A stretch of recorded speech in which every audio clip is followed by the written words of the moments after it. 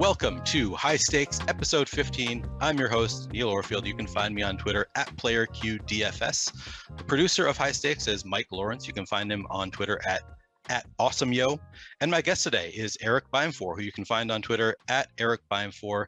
Erik and I, we orbit kind of the same spaces, but we rarely actually cross paths. I play kind of mid-stakes DFS, the largest field contest. Erik actually plays the highest stakes contest, so he's a great guest for this show, being a high stakes shark. I also play generally just the pro sports, NFL, MLB, NBA. Erik, his most recent, as far as I know, his most recent six-figure win was in NBA, winning $125,000 in a high stakes contest in November. But typically, Erik also is a shark in college sports as one of his areas of expertise, which I don't really play a whole lot. And also a real world example, Erik was, up until this fall, the recurring guest on Jordan Cooper's Theory of DFS podcast. Erik stepped away to start doing more best ball content, and then Jordan asked me to step in. So we've been in a lot of the same spaces, but we rarely cross paths. Erik, how you doing? And do you miss your weekly conversations with Blender?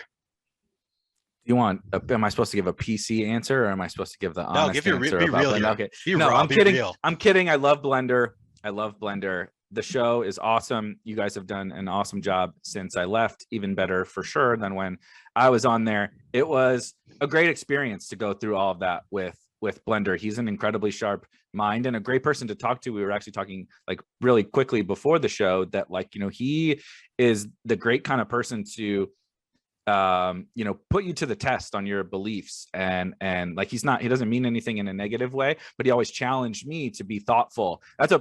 This thoughtful word is like a big thing from Blender and from Drew Dinkmeyer, actually, from Establish the Run, that it has hit home with me. And I appreciate someone that can make me be thoughtful about different things, because I think that's like kind of what separates the good and the bad players. It's just like, do you think you know everything? Do you think, like I said, you have it all figured out? Or like, are you willing to talk like you and I talk, or Blender and I talk, and like him challenge me, and I'm being thoughtful about different strategies, experiences, how I played a certain slate or whatever, and that's how we grow. And so I will always love Blender for how he made me a better DFS player. I like to give him shit because well, not even me. I don't have to say anything, but you get in the comments of the videos and stuff, and it's always like, is this fucking guy ever going to let the other person talk? So I like to that it was just as well as I do. Yeah. So I love to hold that over his head for sure. Oh, for sure. People love to comment about Blender not letting you talk. But yeah, I love having that high level conversation. I definitely feel like I have learned a lot from Blender, so I definitely benefit from being on the show as well. But with that in mind, what is your trick? I was just watching some of your shows with Blender yesterday, just kind of preparing for the show, and I was like, man, Erik was so good at like getting words in, like much better than I think that I am. I have weeks where I'm better than others, but like this week I felt like, man, I did not do a very good job of stepping in. So what's your trick? How do you get words in with Blender? Well, I think I'm just a natural asshole. Okay. I think like, helps. if he's like coming at me, it's like it's ingrained in me to like, fuck you, dude. I'm like, like this is what I think or whatever. I think it's actually a really good question, because I do think it takes a lot of time and effort to learn how to simultaneously kind of stand up for what you believe in while also not being stubborn and rigid. And I think that is actually part of what working with Blender and doing that show helped me with. Is I actually think I was probably too far the other way a long time ago, many years ago, of like, I think I have all the answers. I'm winning at DFS, and so I'm good and I know what I'm doing, and I can't do any wrong. And then kind of coming full circle to being like, I want to listen to you and I want to hear what you have to say and your opinions, but then I'm also going to stand up and say, well, no, here's what I believe in. And maybe we'll exchange. This would happen with Blender. Sometimes I would end the conversation and I'd be like, he's a fucking idiot. I'm right. He's wrong, whatever. But also other times we would end the conversation and it would be, that was interesting. You're right. I think I could have done this better, or I think I might do this better on the next slate or whatever. And so, but I think that's a skill. It's definitely a skill to learn, kind of like I would call it, strong beliefs loosely held. That's how I pretty much operate my life, is like, I believe in what I believe in. I'm going to stand up for it, and I'm willing to stand up for it, but I'm also willing to listen and hear the other side and hopefully grow like from someone else's perspective. Yeah. So I think my takeaway here is that I need to be challenging Blender more. And I mean that seriously. Like, I think that I've gotten that criticism before, that I don't really ever challenge Blender. And part of it is because I respect Blender so much. And I'm like, I think that he's such a sharp guy that I'm like, I take it all in, and I'm like, I'm listening intently. And sometimes I guess I forget to participate because he is, I respect him. I'm listening to what he's saying, and I don't think to like, wait, but I disagree with you. Or, sometimes maybe that happens more than I think it does, that I actually sometimes I'm like questioning things. But generally, I just think that he is such a great DFS teacher that I don't think to step in. But maybe it would make for a better conversation if I did challenge him from time to time, and maybe it'll just he will strengthen his point if I do. So maybe that is the best advice. He is a really good teacher. He has a skill for communicating in a way, and I appreciate him for that. And I think I've taken some from him. Like, as I've moved into some of these new projects and stuff, I've taken some of that from him in like, how can I communicate this probably advanced subject, or new, at least maybe not advanced, because we're talking about fantasy sports here. Right. It's not really that advanced, but like nuanced. It's a very new, like everything that we talk about is really not complicated, but it's nuanced. And I don't think most people understand the difference. Yep. But explaining a complex thing is certainly difficult, but it just requires intelligence. Explaining a nuanced thing requires like thoughtfulness and communication, abilities. And Blender has that like down to a T. He can explain these really, kind of complex, again, now I just fucked it up. Explain these nuanced subjects in a way that are, you can really, it hits, right? He says it and you're like, well, damn, that made sense. That I appreciate what he says, even though you might disagree. So you get caught like, you're not saying anything because you're like, he explained that really well. That makes sense. Yeah. He's also very quick on his feet. I feel like we were supposed to be roasting Blender for an hour here, and we're just kind of going the opposite way. We're really going to disappoint listeners here. But enough about Blender. Let's talk about you a little bit. He's the worst. He is the worst. Thing. He's the absolute worst. Yes, he's the worst. So we got to get that in before we finish. Talks too much, just obnoxious. Yeah. All right, let's get into your background a little bit. I like to usually start these shows just by talking about background, and then a few questions that I like to start with. Just what kind of background do you have in statistics? Do you have any formal or informal training? Oh, great question. So I actually have a finance degree. I got a degree in finance. So I was like definitely much more on like the math side of things growing up. Played poker. A lot of people in our space come from like poker, and I definitely played hardcore poker when I was like in high school and like early college. So maybe up till the age of 20, 21 or something like that. And I think it came from some of just the general math background. Like I said, I was interested in finance and statistics, like you said, and those areas. I got away from the poker space earlier than like a lot of the people that we, communicate with and talk to Black Friday in this space. Yeah, exactly. Before that, for sure. I was more of a home game guy than I played online for sure, but I was a lot more of a home game guy. I had a buddy, we were both like huge into poker, and we would just basically travel together. It started before I could drive. He's a year older than me, and so he had his license before I did, and we would find all the local games back then. Like this is like pre-cell phone era. You could play. So you were 15, I assume. Were you able to like go to casinos and play?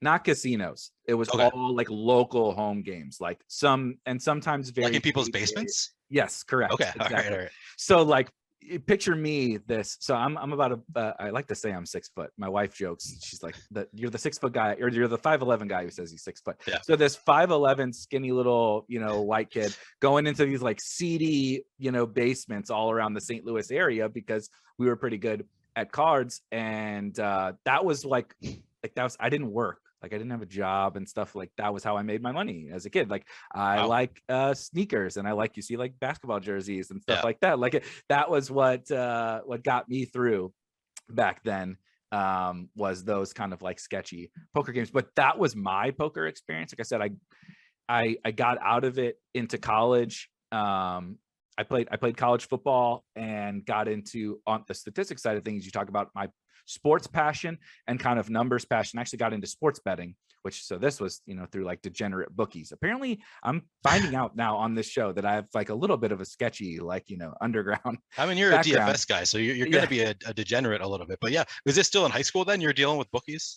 College. It was College, it was in college, and had some success in betting on sports. I think a little bit because of kind of like you said with the statistics and math background and just sports. Like I've just been a sports nut my whole life, and so I think sports betting was actually what ended up transitioning me into the DFS space, which I also think in turn you mentioned some of the college stuff and some of the niche sports stuff. I think that's where that love came from. And like even best ball from we'll get into that later, I'm sure, where like that's a little bit more of a niche kind of new thing to grind. I got into that, like grinding, like most of my like action back in the day in sports betting was, like Quinnipiac against St. Peter's, on a Tuesday night. It was because like I was just grinding out those little edges in those sports, and a lot of that doesn't exist quite as much anymore as it did, Jesus, we're talking 12 or 15 years ago now. But that kind of combination of the sports thing and the math thing is how I kind of landed where I am now. That makes sense. When you say that those kinds of things don't exist anymore, do you mean that those bets are no longer available, or just the edge isn't there anymore?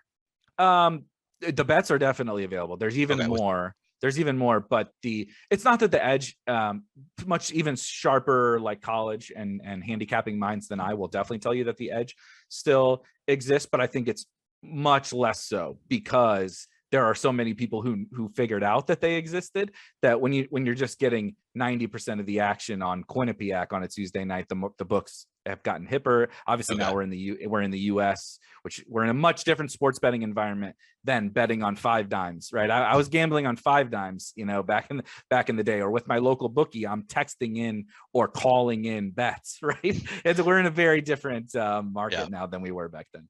Sounds like it. All right. Another question that I typically ask is, what kind of training, formal or informal, do you have in computer programming? Oh, that's a funny question. So my weird career path, like I said, I have a finance degree. I got a job in finance out of college. It was actually at Boeing. So I live in St. Louis, and Boeing, one of the hubs for Boeing is St. Louis. And so they're a huge employer around here. Got a job in finance at Boeing, and fairly quickly realized I hated finance.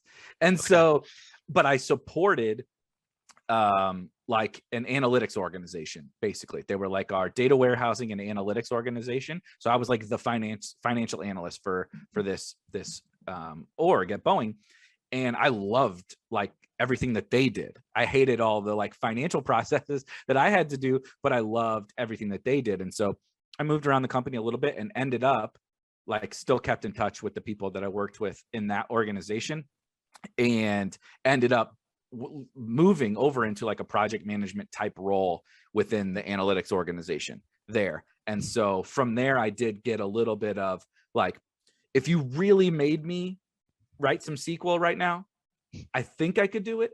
Okay. That's about it. It's been a long time. I actually wanted to go get a master's in like business intelligence and stuff like that, and I took some classes. I never finished it, but I have a little bit, maybe more so than the average person, but not anything crazy. Okay. I usually save this question for the process segment of this show. I don't think we're going to do as much DFS process, just because I want to talk some best ball with you as well, and we're a little bit limited on time. So I'm just going to ask you now, do you use your computer program at all in your DFS process? Like, are you doing things in Excel or like any other kind of programming language? Is that part of your process? Yeah. Another great, I love these questions. In Excel a little bit. Yeah. So it's funny because I actually talked with this about Blender for the longest time. I'll be honest with you, I didn't. I am actually very much so more of a field DFS player, which is kind of funny because that's not like what you would think of. My background was kind of the opposite, but then I got into DFS, and I think I actually really struggled. I struggled for a long time figuring out what worked best for me in DFS. For multiple years, I lost money. I had no idea what I was doing. You're just entering the Sunday Million on FanDuel with a bunch of teams, and the next thing you know, like, oh, I cashed 2 out of 30 of these, and like, what went wrong? I have no idea what went wrong because I was just building teams, and it took me a really long time to start to figure out exactly how to do it. And actually, when I first started having success, like I said, it was a lot more feel-based of a process, kind of feeling out. I do think that's one of my general skills, is like feeling out my opponents and how they're approaching a slate or whatever. Like, even if nowadays, I'm sure you can appreciate this, you know, we get like ownership projections and stuff, and they're inherently flawed because everyone, if Awesemo or RotoGrinders post an ownership projection and people who understand that ownership is important look at it, the highest owned teams are not going to be as high owned, and vice versa, right? The lowest, you know, everybody's looking at the top stacks tool, right? You guys have a top stacks tool. We have a product at RotoGrinders that I built called Slate IQ, which does, they do very similar things, trying to identify the over owned, under owned, whatever teams. But if everybody is looking at all of that, inherently, right, the team that, if you guys say the Yankees are underowned and we say the Yankees are underowned, guess who's not going to be underowned? The Yankees, right? And so that whole like kind of feel-based process is something that I think was what helped like me kick off kind of my success in DFS. But then I eventually did start to build in a little bit of the, I'm going to and like I said, Blender actually kind of helped me with this. God, I hate that we're saying such positive things about Blender, but it helped me with like, just put a number on something. And so I was doing some of that where I was like, I disagree with this projection, ownership or points or whatever, but like, I'm just pulling it in and doing, like, I just use RotoGrinders. My, you know, that's the company I work for. I use those projections, whether it's Cardi or whoever. But like, when I have a disagreement on something, actually putting a number to it was also really helpful for me from a process perspective. So I did start to use a little bit more of that. And that's part of what I think helped me grow over the last 2 or 3 years. Yeah. Blender and I have talked about that recently, and we're talking about Blender a lot. How like what top stacks, like as you said, the top stacks tool, everybody looks at it, or the RotoGrinders Slate IQ, is everybody's looking at the same kind of stuff, and it ended up changing the projections. So he was saying like, maybe we need to be doing a little bit more like anti-competitive, I think is the word that he used, to kind of look at that stuff and figure out, okay, where is this wrong? And it's tough sometimes, because it's like, well, if these numbers are right, then I'm going to love the you know, this positive leverage on the Yankees or the Dodgers. So I've definitely been given more thought recently to, like, usually I don't go with the most positively leveraged, especially if it is like the Yankees or the Dodgers or the team in cores. If they have positive leverage, I'm more likely to try to find like the middling teams that maybe people that don't stand out as much to people. But yeah, it's definitely it's an interesting problem that we have. There are too many good players now that are using the same information that we are. So it is kind of, you need to be kind of forging your own path a little bit. Yeah, the market is really mature, right? So I love that you said that, because that, honestly, I think when I started to have the most success a handful of years ago, like in some of these smaller field contests, that was like kind of what I did from that, again, from that like feel-based perspective. It was like, I see all the data everybody else sees, right? I see the projections, I see the leverage, I see all of that stuff. But it's like, if everybody sees the same leverage as me and everybody sees who the best plays are as me, how do I find this middle ground of, I'm still getting enough leverage and enough projection? So like I said, I'm very focused on the smaller field stuff, so that in that field, like, I just need like that one thing, right? Like one of my biggest wins was on the Nets, a night when Kevin Durant was out and Kyrie. So it's Durant and Kyrie, and they played the Utah Jazz. And all everything about, like, there was ways to get leverage in that game. There was ways to do all of that. And all I did was, I couldn't see a path forward without going to the middle. And all of the middle of that slate was everything besides that game. And so I was just like, X. We X'd it all out and prayed. And it blew out. The Jazz won by 40 or whatever. Nope. You know, some guys like kind of got there, but it also wasn't the guy, you know, it was TLC instead of, this is a year ago or whatever. So whoever, you know, instead of Bruce Brown, it was TLC. Okay. Yeah. Type of situation. You know, it was James Johnson instead of Nick Claxton, right? That got there. And so it's like, in 100-man field, it was like, I don't need to be perfect. I just need my opponents to screw up. So let me find that middle ground where it's like, if they miss on the one thing or two things, now I just have everything else open and available to me. And there's plenty of, you know, good options. My team's not going to project as well, whatever.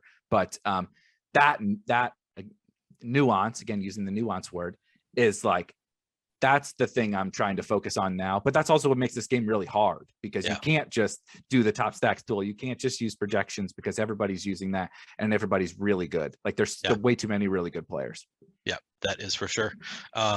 You kind of already answered the question, what got you into DFS? I mean, you were a sports fan, you were a degenerate, you were a poker player.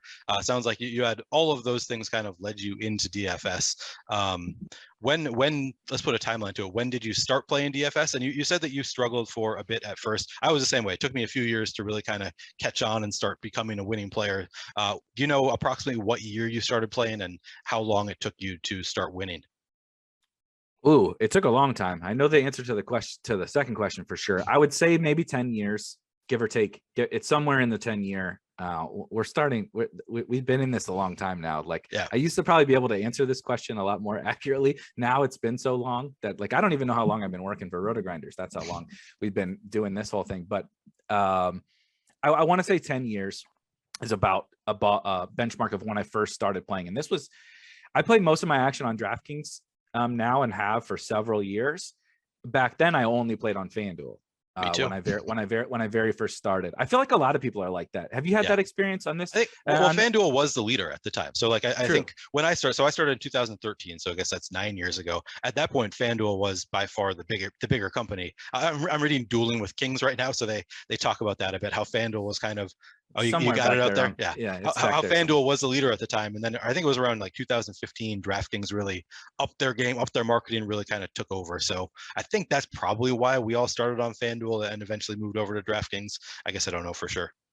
That does make sense, because I've actually never actually thought about why behind it. But everybody I talked to was like, oh yeah, I was playing the Sunday Million every and it's also so funny to look back. Like, my contest selection was horrible. I'm starting out and I'm like, I'm going to spend $200 on this Sunday. And I just fire off 8 Sunday Million teams. And it's like, that's probably not, when you're not good, that's probably not a very good way to attack this slate. But yeah, so started on FanDuel probably about 10 years ago or so, and really had no idea what I was doing. I've also always been super into fantasy sports. And so it was actually sometime around that time, I founded a startup that ironically a coworker of yours, Adam Scherer, that's how I met Adam.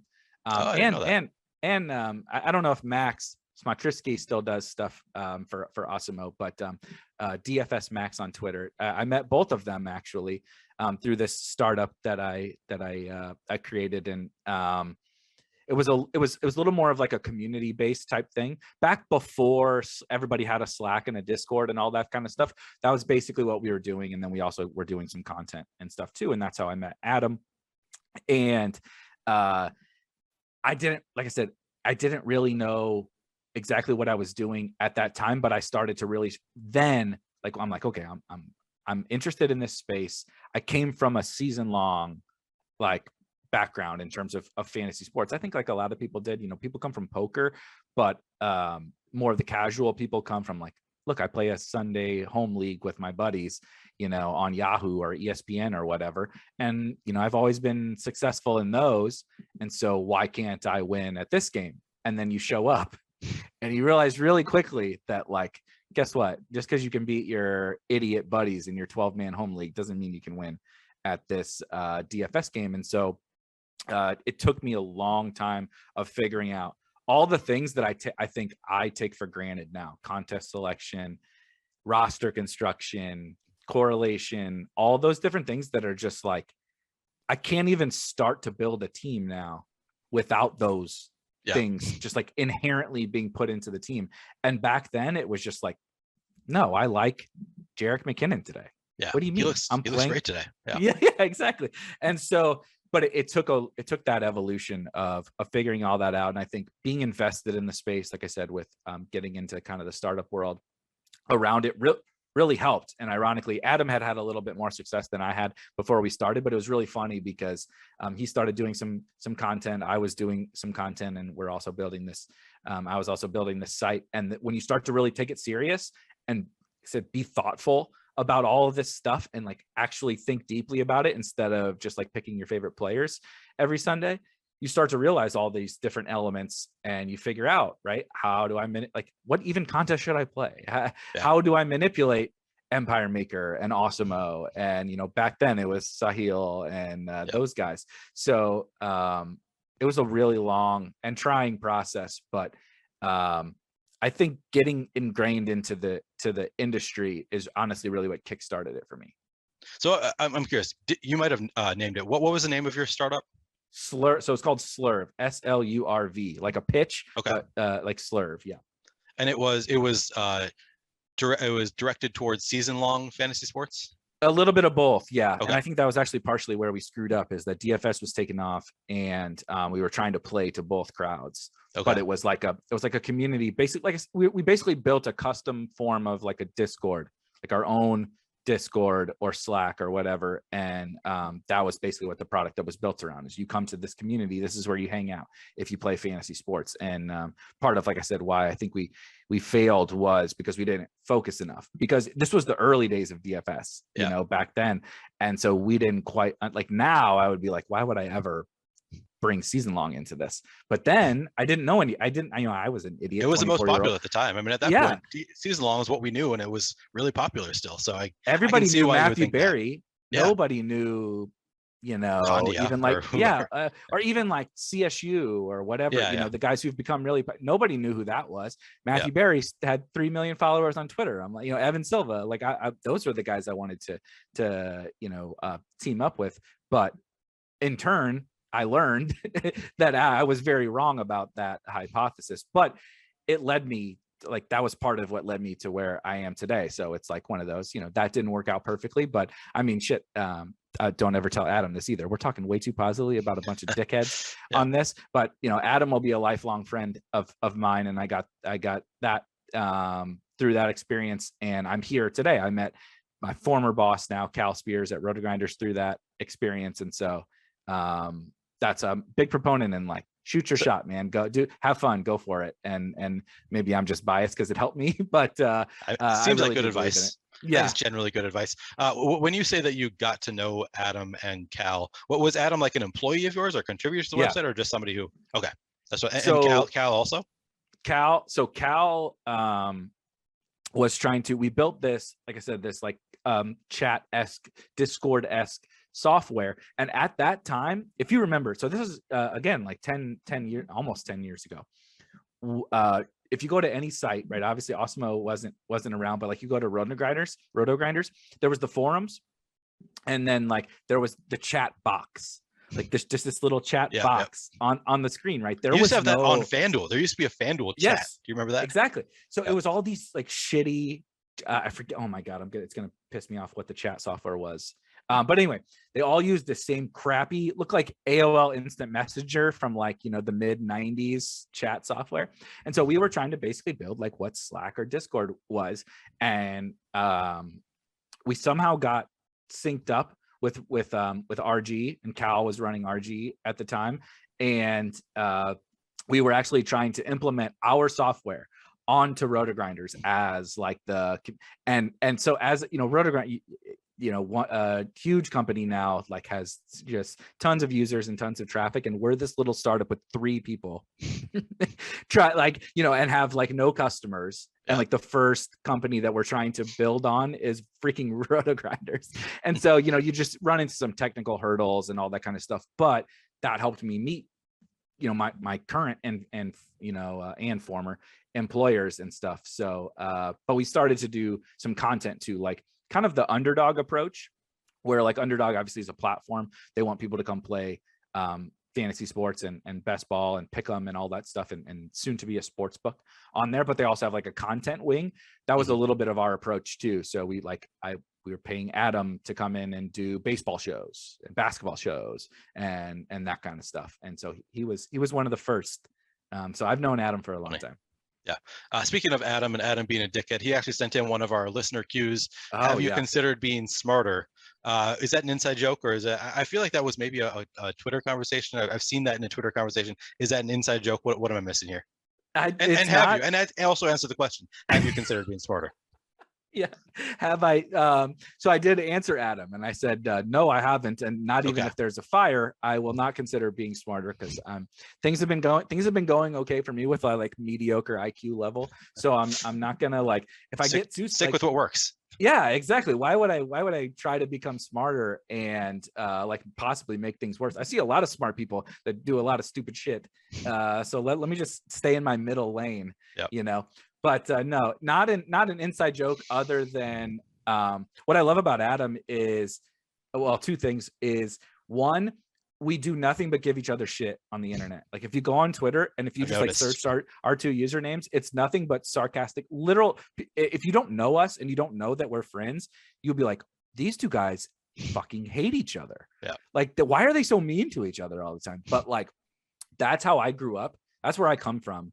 That's what you do. Like I don't know how to act any other way.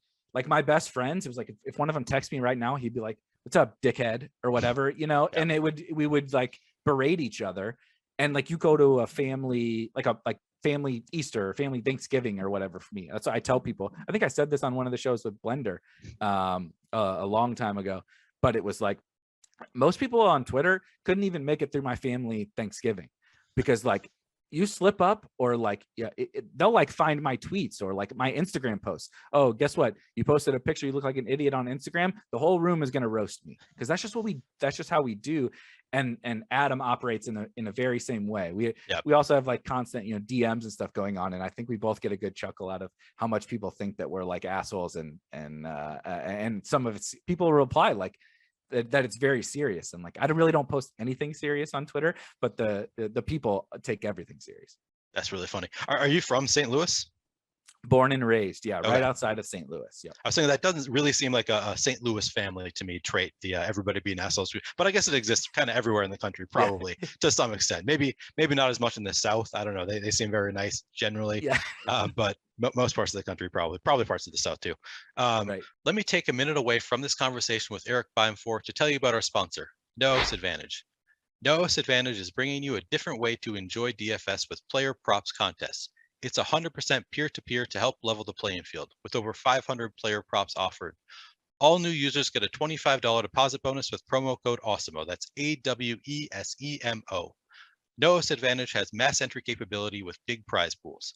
Beat your friends, not the house. Use our No Advantage projections and optimal lineup tool to help you take down big prizes.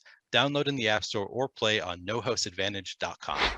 All right, back to your background. So just extending it, we've talked about how you got involved in DFS and when. What about best ball? When did you start getting involved? Because I've only been doing best ball for 2 years now. I know it existed before that, but to me it was, I'd like heard about it, but it was like kind of this fringe thing that I didn't really have a ton of interest in. I was like, I'm gonna stay in my lane. I enjoy what I'm doing with DFS and season long. Why am I gonna get involved in best ball? And then of course I started playing 2 years ago, and now I'm completely hooked. How about you? How long have you been doing it, and what got you involved? Yeah, it's one of those that's this perfect kind of commodulation of all my different interests, and all my different hatreds. Like I like season long fantasy. I despise showing up on Sunday mornings and having to like set a lineup. I despise when someone like I've literally yesterday at a home league buddy, like, hey, what do you want for this my longest running like season long dynasty league. It's been since I was like 15, same guys for the most part, so it's like, I actually do take it fairly serious, but I'm like, it's May and the dude's like, hey, what do you want to trade for this guy? Like, that is not of any interest to me. Right. And that's part of the DFS thing that has come about. And best ball created this perfect middle ground between, I can do the drafts, and those are really fun. I don't care who you are, honestly. You do the draft, and I think it's like one of the most fun experiences. Just like building a DFS team. Honestly, the sweat is terrible. People will tell you that the sweat of building, you mean? Or no, the sweat during the season. The sweat of DFS is terrible, right? Oh yeah, yeah. Sure. I finish my teams on Sunday morning and like sit down, and I'm just like, you like, this is miserable. I just faded, 70% on Alexander Madison.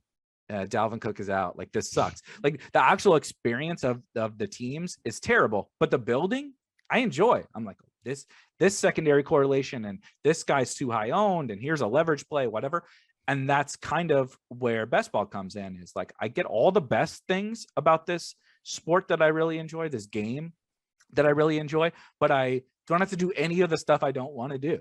And now there's this insane upside, right? Like, you get a lot of people that are like, why would you invest your money into something that's going to sit there and you're not going to get paid out for months? And I have no really issues with that line of thinking. But now we've reached this point in this space where there's multiple sites offering multiple, and like, I mean, Underdog has a $10 million tournament this year. DraftKings has a bunch, has something like 7 million total dollars up for grabs on DraftKings, and everybody that drafts on DraftKings is terrible. So it's like, it is this culmination of all these things that I think just play to how I approach like these strategy games.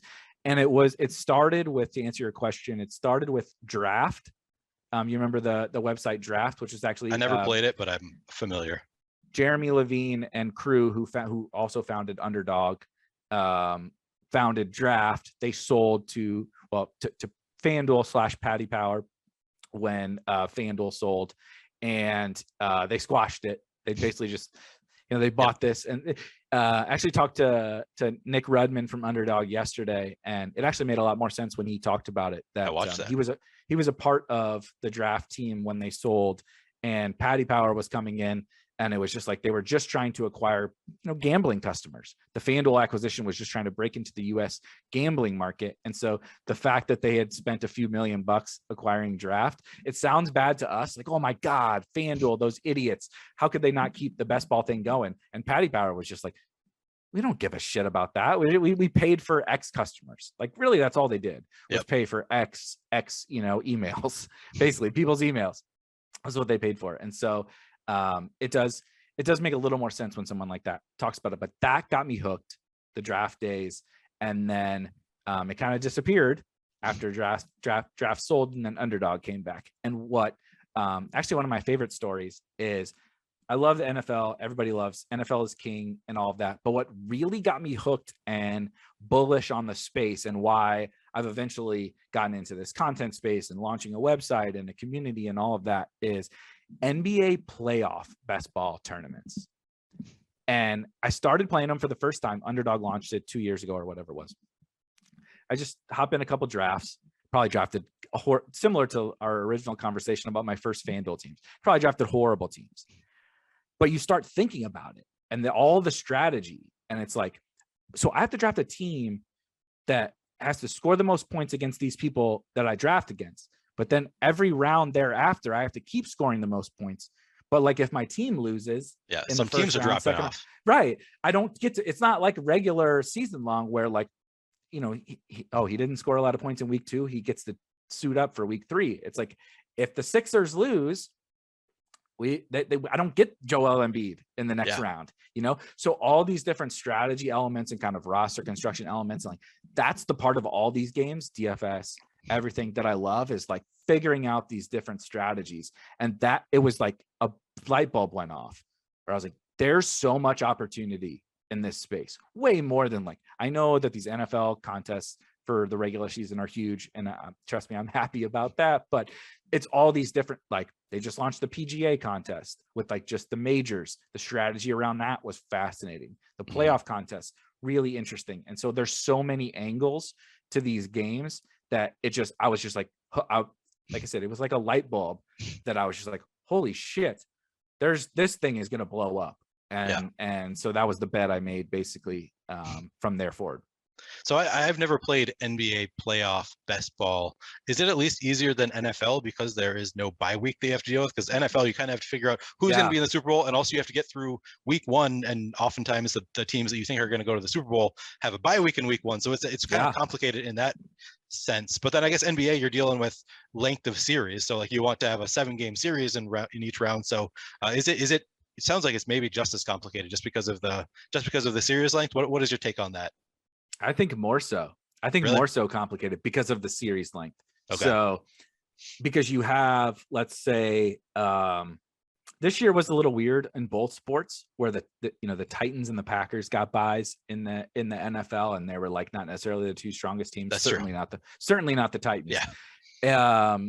And then in the NBA, like God bless the Heat. I'm a Heat fan, but not your traditional number one seed, right? Not let's 72 win, Bulls or whatever in the one seed, but you'll get Suns, Pels, right? Where it's like, I want Suns because they're one of the favorites to win the championship, but like, can I take Devin Booker in the first round of this draft when that's the thing is the first round will be like Giannis, Luka, Jokic, all the best fantasy players. And then you're like, well, I'm taking a lesser player because he's projected to go to the championship. How do I weigh those different things? And so the fun element of figuring out. So like I got a little lucky, like this year was the Celtics were like my stand. It was like, I think the Celtics are the most undervalued team in these drafts, blah, blah, blah. I'm just going to smash all the Celtics. But like, that also could have, if they lose to the Nets in the first round, that blows up in my face. I make $0, but that's the fun strategy element of it, is figuring out those little nuances to, because also like the Celtics were my stand and they swept the Nets in the first round. That could have been, I could have been right, but still catastrophically wrong just because they had a sweep. So that all that, it makes it somewhat unsolvable as a game. And kind of like MLB DFS basically, right? Like, who knows? Clayton Kershaw could give up 10 runs in a game, and just like the Celtics could win the title, but they could do 3 straight sweeps before they get there. Like, you're never going to get Celtics, Jason Tatum.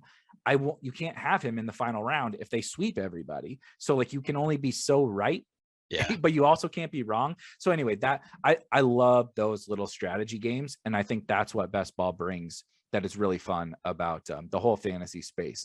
And that's what brought me into DFS too, is those little strategy elements that don't exist elsewhere. I built so many Rams, Bengals playoff best ball stacks. I stacked those teams together a ton, and it didn't seem like that many people were doing it. So I was like, I'm gonna have this huge edge. And then of course, none of my teams made it to the final, so it didn't matter at all. So yeah, it really is it's a complicated, really interesting game. Not something that I've actually had a ton of success at so far in best ball. But I do enjoy it. I was going to ask you to kind of sell me on best ball, because of you brought up some of the things that people, negative things people say is you're tying up your money for a long period of time. It's also like doing 150 best ball, creating 150 best ball lineups takes all summer, right? Or at least for me, it's the way I play. It takes me a long time to do 150 drafts, and really you're just making one GPP set. So you can do that on an NFL Sunday in a couple hours, and instead you're doing it over the entire summer. But you kind of answer the question to some extent, that it's just more fun. I mean, the last episode you did with Blender on Theory of DFS is called Life EV, and maybe it's a life EV decision. It's a fun thing. Do you want to expound on that at all, though, on selling people on best ball? Or I mean, you've kind of already done it, but if you have anything else you want to say. For sure. That's so funny that you bring up the life EV. That's also how I knew it was a sign that I was getting older. That those are the things that I start to really value. And maybe I'm just lucky to be in a place where I can value that over like how much money's in my bank account. But I do believe in that, like, wholeheartedly, that some of the things I want to spend my time on over this summer, it also helps. Quick side tangent, that the time when you would be drafting, say, best ball teams for the big tournaments, right? If you don't want to play MLB best ball, look, trust me, I get it. If you don't want to play PGA best ball, whatever, I get it. But right now, like, trust me, I know I played DFS for a long time. You're not spending that much time on your MLB best ball team during the day. Like, give me my first run, and then give me my starting lineups, and like, give me the weather. It's pretty simple. Like, it's really not that complex. And so we're in this dead period. It's another reason that I'm really bullish on the space is it lies, the main part of the best ball year lies from May to September, where everything else is kind of dead, right? Obviously football hasn't started yet because we're drafting football teams. And then there's really just baseball, which God bless baseball, but it gets worse and worse by the year. And so you just have this kind of dead time. And like I said, if you don't enjoy it, like if you don't enjoy drafting a team, it's not going to be for you. Yeah. Point blank, period. But I think if you're like, I mean, if you're listening to this, you are assuredly a plus EV like gambler compared to the average person, like whether it's sports betting or DFS. You're putting in the effort. Yeah, like there's no way that you're listening to this and you're not like at least competent at all these anything really in this whole space that we're talking about.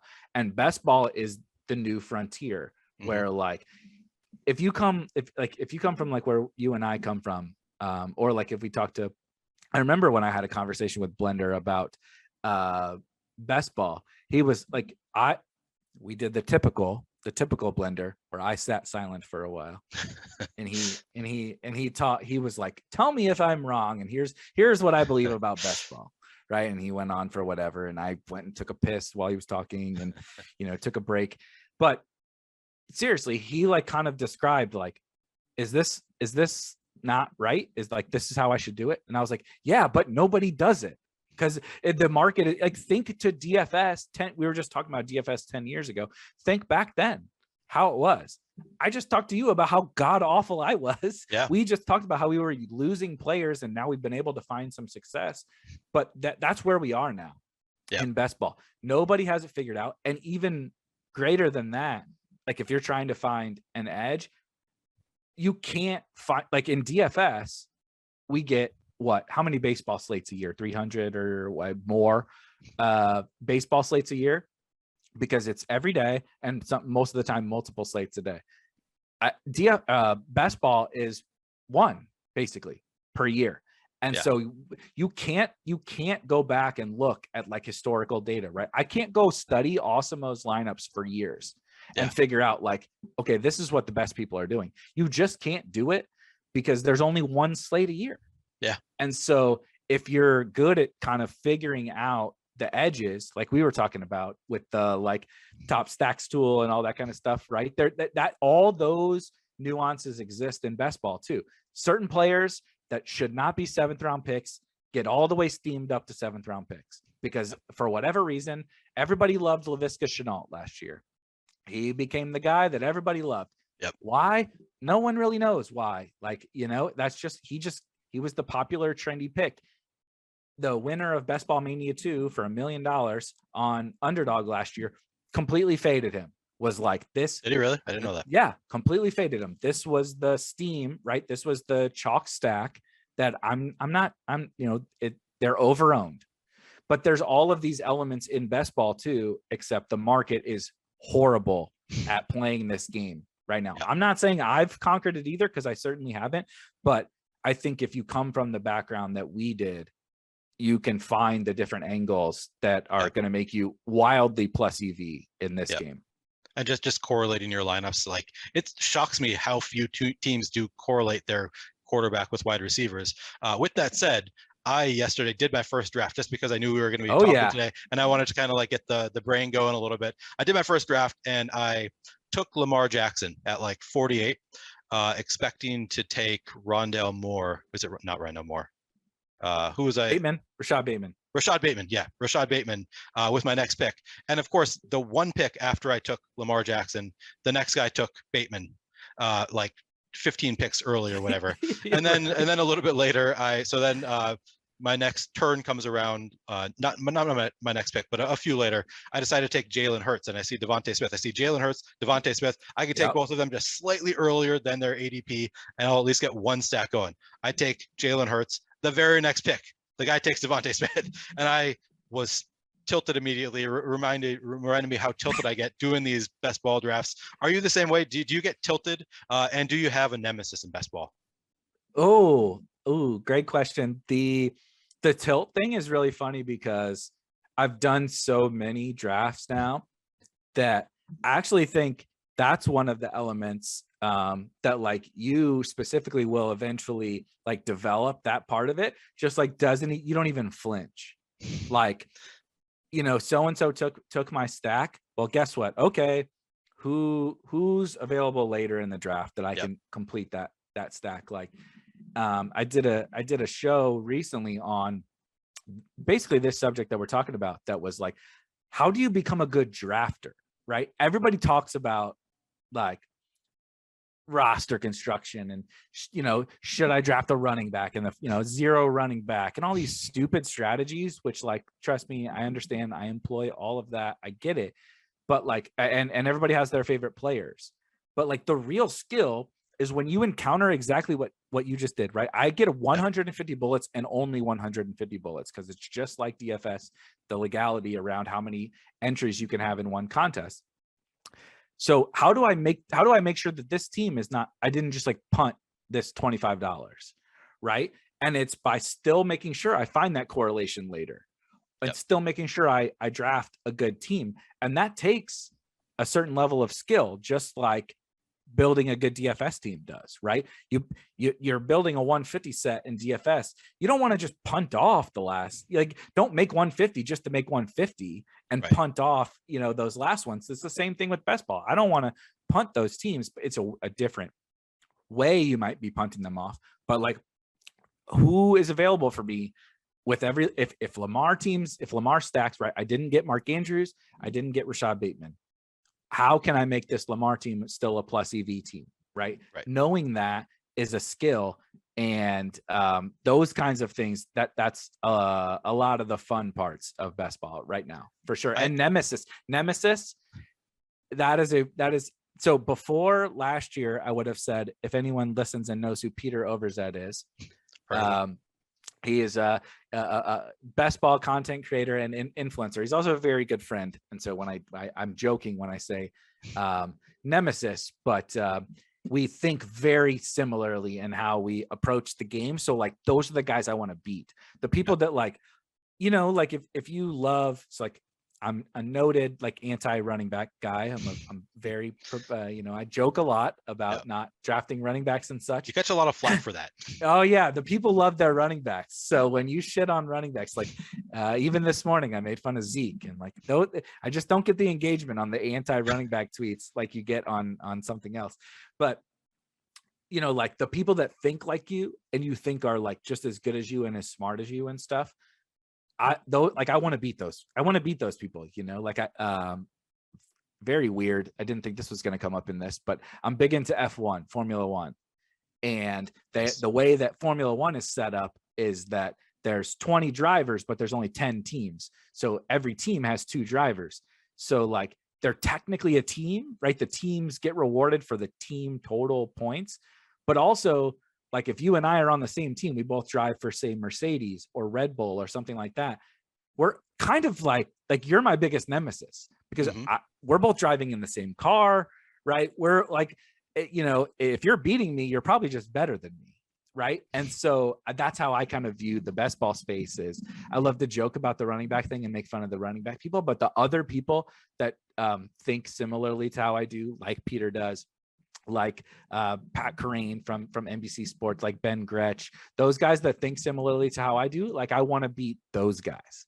It's funny you give that F1 example, because I've watched like the first couple episodes of the F1 series on Netflix. Yeah. And in one of those first episodes, teammates crashed, and it was clear like they were pissed off at each other. And one of them like intentionally crashes into the other. It's like, what is going on here? I did not realize the dynamic of them kind of being a nemesis with your teammates, but that makes sense. Gives a little bit added context there. I enjoyed the video you did with yesterday with Coakley and Pete Overzet comes in at the end. I guess you weren't actually in the video, but it was I believe it was a Spike Week video where Peter Overzet comes in and slams with the chair. That was an entertaining video. I do believe Pete is great. Rob Coakley, who works for us, is awesome, and we're embracing kind of the newness of best ball with a lot of kind of crazy, funny marketing, trying to have some fun with it. So if you haven't seen that video, I actually do think I enjoyed it. I was not involved. It was fun, but there was people getting stone cold stunnered and hit with chairs and stuff. So if you come from maybe our generation with it, like some of the wrestling back in the day, you'll enjoy that one. Go check out Spike Week on Twitter. I'm not sure that I was familiar. I've heard the name Rob Coakley, but I was not really familiar with him before yesterday. He also sent in a listener question, which is, how is it working with a man as handsome and talented as Rob Coakley? Well, oh my God! Since he came up, might as well throw that in. I can't believe he got airtime on here. That's worse than us talking about positive things about Blender.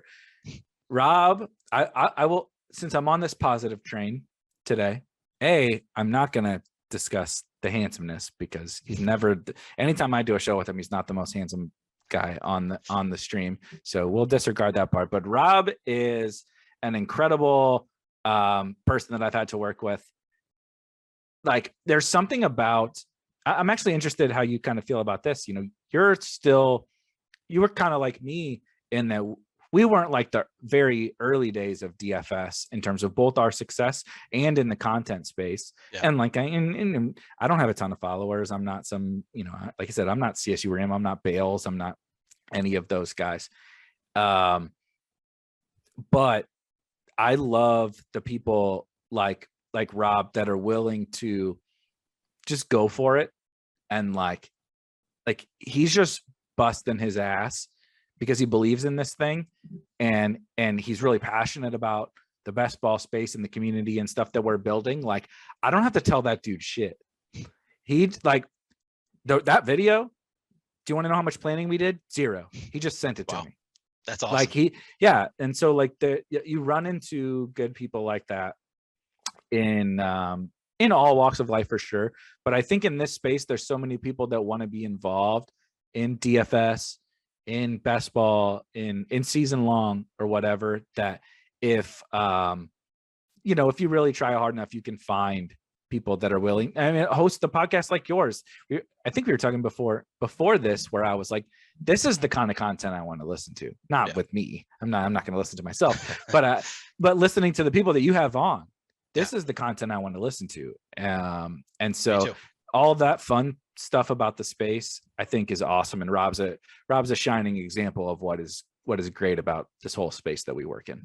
That's the only downside to being Blender's recurring guest on the Theory of DFS is I really enjoy listening to the Theory of DFS, and now I'm the guy who's on every. So I'm like, I don't really want to listen to myself every week. So that's the only. I enjoy doing it though. It's a fun time with Blender. But yeah, that's the downside is I want to hear what other people have to say. I don't want to listen to myself. So yeah, I do. You kind of teased it earlier. I do a show on Wednesdays called Best Ball Bros. We stole the theme. I'm very nostalgic in how I market all of this. You can tell I'm getting old. So we're doing like this. We're doing this Best Ball Royal Rumble, which is what that video you talked about yesterday that Rob put together. We're bringing in a bunch of people from around the industry we're going to do a draft. We bought a belt, which that's actually the first. I don't think anybody's known that. So there's we literally brought like a really expensive, like old school, like WCW belt and stuff. We're gonna have fun with, you know, like, let's get all the fun people from around the space in, and let's just have some fun with the draft. And we'll probably do some punishments, you know, for people that finish last and all that kind of stuff. But those, like, all of that kind of stuff is the fun. I do, like I said, I do a show on Wednesdays that is, so it's like video game-esque themed. It looks like Nintendo, Super Mario Brothers, but I bring in, kind of like you're doing, people from around the space. I've had multiple people from Underdog Fantasy. I've had Peter Overzet on, Rich Rebar from Sharp Football, like tons of, and like, it's not just, it's kind of what we're doing here. Right? Liam, who won Best Ball Mania. Actually had two different $1 million winners last year on the show, Chess Liam, and then Tony Castro, who, ironically enough, so DraftKings had a Millie Maker for Best Ball last year, and the person who won it, this is no shit, we went to the same high school. We're the same age. We graduated in the same class together. We went to the same high school, a small town called Mascoutah, Illinois. Our graduating class was about 1,000 kids. The town doesn't even have 10,000 people in it. And I start this Best Ball project. Here's how sick the fantasy gods are. They're like, oh, you're starting this fantasy project in the space. You're grinding your nuts off, you know, doing content and stuff. We're going to make this ironic situation. And one of your high school, you know, buddies is going to win $1 million. That's really funny. You're just going to talk about it and not make all that kind of money. He's going to win $1 million from, but we literally played high school football together. He was I played quarterback. He was one of my offensive linemen. The smallest world, craziest scenario really ever. But Yeah, go ahead. You know what his avatar was when he won that million on DraftKings? Was it Awesemo? It was an awesome avatar. I know him as Felix. You keep calling him Tony. I guess that's because you know him from high school. His real name is Anthony Felix Castro. But it's very weird. It's a long story. He'll have to tell you guys, since you guys. Hopefully, I'll have him on this show sometime. Yeah, talk to him. I actually met him at the Tournament of Champions at the last. I met Felix very briefly. I didn't talk to him very long, but seemed like a really nice guy. He's obviously a smart guy. That's really funny that you guys went to the same high school, and you're you're a thought leader in best ball, and he's of course taking down $1 million. So that must have been fun and maybe arguably frustrating too. I don't know. Both, yeah, for sure. Definitely both. All right, we're running up on the amount of time that you had for us today. Okay. If you got more questions, let's do more questions. All right, I'm open. Okay, awesome. Because I had a few questions that I wanted to ask, and then I also have still a handful of listener questions left. So I'll just some kind of quick hitters. Do you believe that there is an optimal time to draft in best ball? This one's you better be careful with this one. This one's a hotly debated. That's why subject. I'm letting you answer. I'm not answering. Yeah. You better be careful. I've already answered this a million times, and no one ever likes my question or my answer. But what has become now cliche. It's so funny because we're like 2 years into best ball, and all these like strategic questions become like memes, like really quickly become like memes.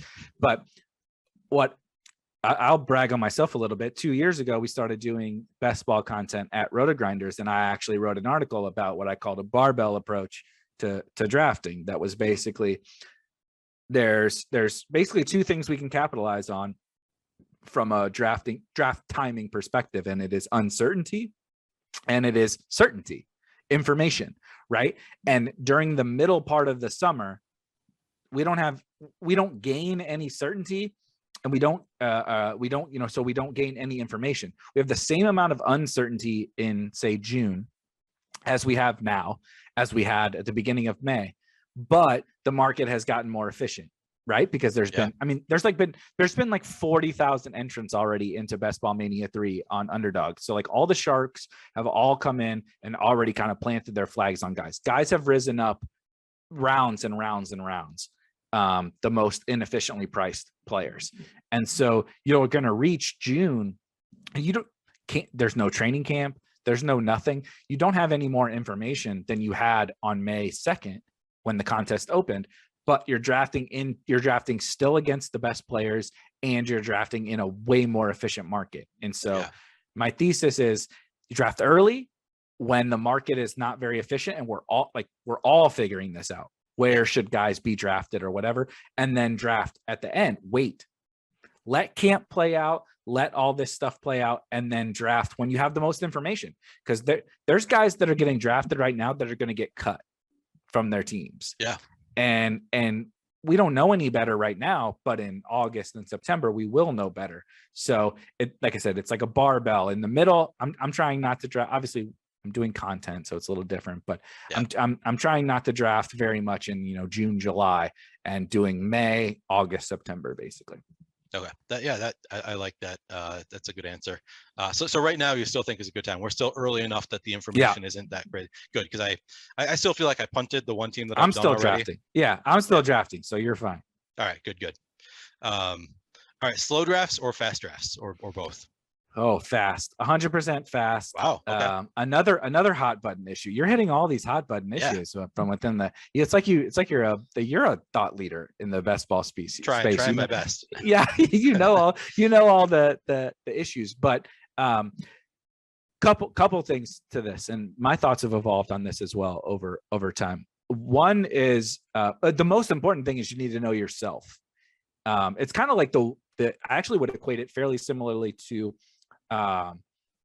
running 150, being a max entry guy in TFS versus being, a single entry or 3 entry max type guy. You need to know what is best for you. What does your mind work better towards? And like, I have never in DFS been able to be good at 150 maxing. Trust me, I've tried, because like people have told me, the blenders of the world have told me, tons of people like, oh, go where the softest competition is, and their argument makes total sense to me.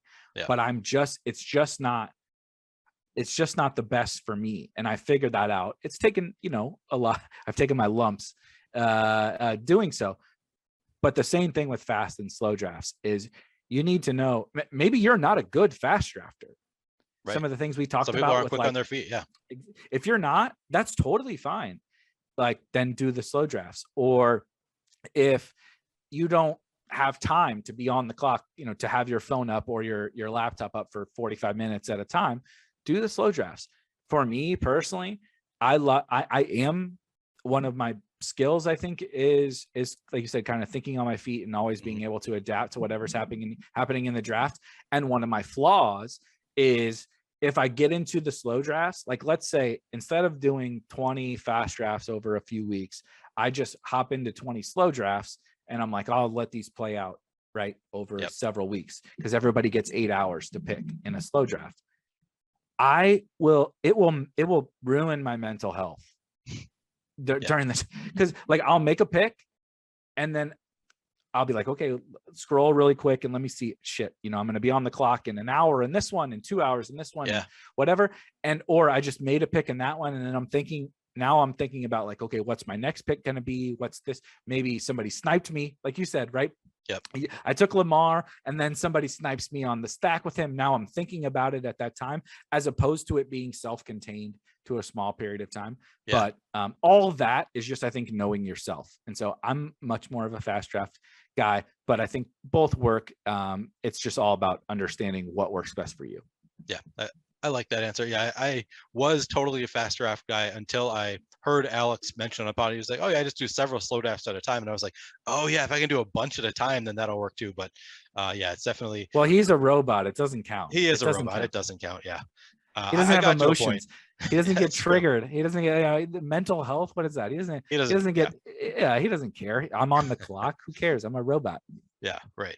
You also get frustrated. At least I do. I get frustrated in the slow drafts with people who take the full 8 hours, because like you can take the full 8 hours, but then there are people, and it is. I see that there is a little bit of an edge there, because like there was, at least I can't remember who it was, but there was a time last summer where some running back got hurt like overnight.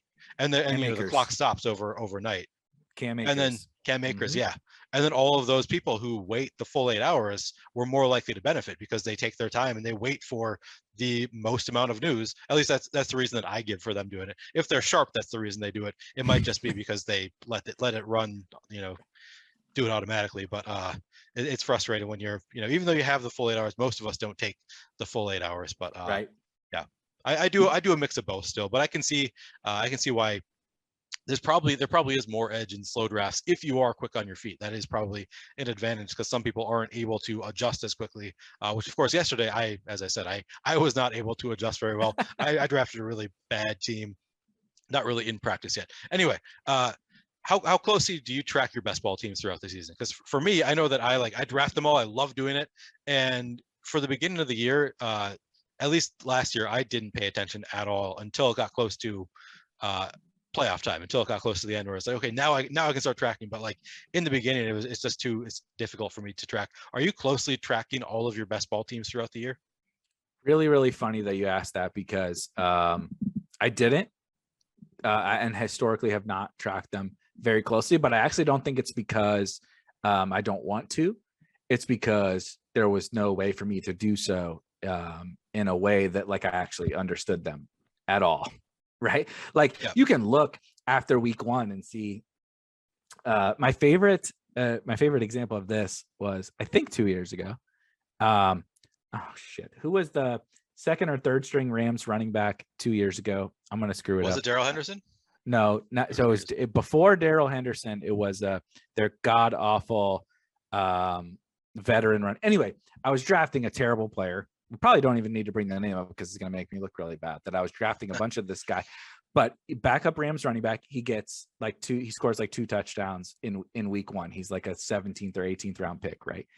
And so I have 1,000,000% of this guy. So you go look after week one and your teams look awesome, right? But that's not necessarily an indicator on how your season is going, even after several weeks. And so like I said, it's funny that you bring this up, because that is a huge passion project, a huge priority that we're working on at Spike Week, is a way to sweat your teams and enjoy your teams during the season. Like, you shouldn't have to pull up the Underdog app and like just like scroll through 100. There are people out there drafting thousands of teams. Yeah. Like that, there's no way to do that on the Underdog app and like sweat them and understand them. And so we're in the midst of finishing up a couple of honestly the first like tools in the best ball space. Yeah. And then our next project is a tool that allows you to like more effectively sweat your teams and like in an enjoyable experience, right? Like I want to go see like Cam Akers scored 3 touchdowns this week. Is that good for me? Is that bad for me? Show me in a way that I don't have to like scroll. Like, I mean, like I don't have to scroll through all my Underdog teams. I want to be able to do that in a more efficient manner. And so that's a priority for me. And it's funny that you bring that up because those are the little things that like I'm really excited about and passionate about in the whole space is like solving those problems that like we all have. Because your question is spot on. It sucks. Yeah. The answer to your question is like, I would love to sweat my teams, but it's a miserable experience. So let's solve that problem. Yeah. So it sounds like that'll work with Underdog. Will it also integrate with DraftKings at all? Yep. Okay. Because DraftKings already is way worse. Oh, Underdog, you can somewhat at least sweat your teams. DraftKings, it's a pain in the ass to try and sweat your best ball teams. And it bounces back and forth between like your live and your history and your. I actually have no idea. I don't understand the rhyme or reason of how everything moves around on DraftKings. It's miserable, but as of right now, there's basically 3. Well, there's 4 best ball platforms, 3 that we're integrating, and it is Underdog, DraftKings, and Drafters. So if you draft on any of those sites, we'll be able to incorporate both the tools that we're building right now, which are kind of like exposure-esque tools, and then be able to sweat your teams better. Those are the sites we're focused on right now. And we'll see. I mean, we'll see.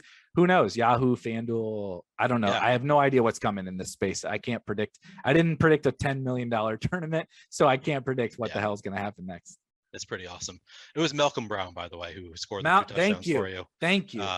So you're listening to a guy who drafted Malcolm Brown a lot in best ball. So take his advice for what it's worth. No, Please, I'm kidding. Cut that out. Cut that. Let me take a minute away from this conversation with Erik Beimfohr to remind you to give us a like and subscribe so you can keep up with all of our shows, DFS offers, giveaways, and much more. Once you subscribe, hit that notification button to get alerts when our shows go live. Be sure to also check out our monthly podcast giveaway. Just subscribe to our podcast channel and leave a 5-star review with your Awesemo username or Twitter handle to be entered to win a free month of Awesemo Plus Platinum. I think that's all of the real questions that I wanted to get to. So let's just get to some listener questions now. Yeah, I think I pretty much covered all of my questions. All right. Mr. Gadget Floor asks, how many wide receivers plus tight ends is too many to stack with your quarterback in best ball? And all that, is that a different question for you on DraftKings versus Underdog? Because on DraftKings, you typically have 20 players on your team. And on Underdog, it's 18 in the best ball Mania, at least. Yep. This is a great question. This is actually one I'm fairly passionate about. And also my passion comes from the DFS side of things. I think one of the actual biggest mistakes people are making in best ball is overstacking. Okay. And so I will take Travis Kelce in the first round, and then I take Patrick Mahomes in the 3rd or 4th round.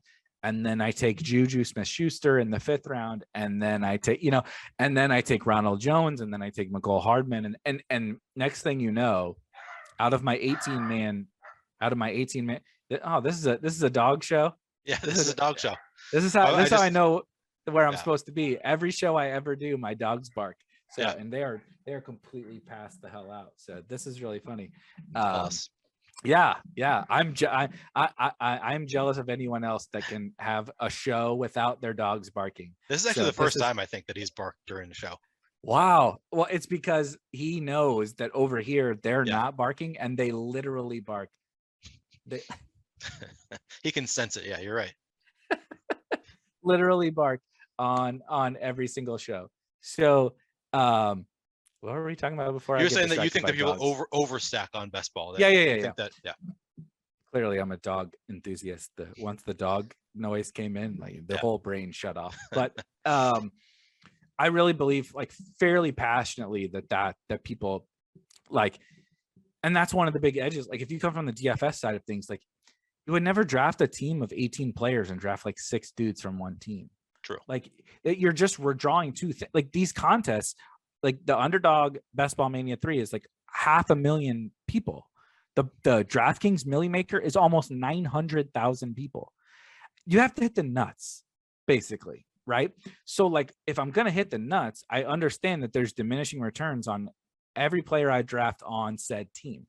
There are obviously elements that are different in best ball in terms of, if I have multiple pass catchers from one team, maybe there's a ping pong effect, right? Jamar Chase has a big game one week. T Higgins has a big game one week. That helps me get to the finals or whatever.